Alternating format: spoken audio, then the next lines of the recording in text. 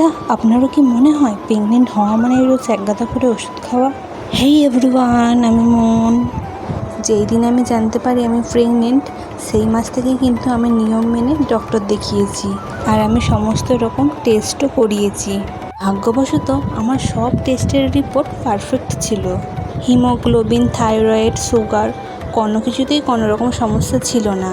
তাই ডাক্তারবাবু আমাকে কোনো রকম বাড়তি ওষুধ দেননি।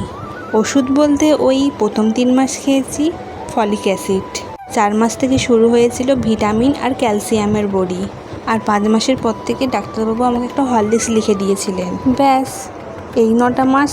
এর বাইরে আর কোনো বাড়তি ওষুধ আমি ছুঁয়েও দেখিনি। এর আসল রহস্যটা কি জানেন? প্রথম থেকেই আমার বমি, কোনো খাবারের প্রতি অরুচি কোনোটাই ছিল না। তাই আমি মন ভরে সব রকমের পুষ্টিকর খাবার খেয়েছি।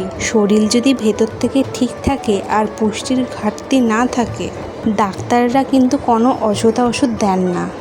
অনেকেই ভাবেন প্রেগনেন্ট হলে মনে হয় মুঠো মুঠো ওষুধ খেতে হয়। আমিও কিন্তু আগে এটাই ভাবতাম। তাই অযথা ভয় পাবেন না, নিজের ডায়েটের উপর নজর দিন আর সুস্থ থাকুন, ভালো থাকুন। টাটা।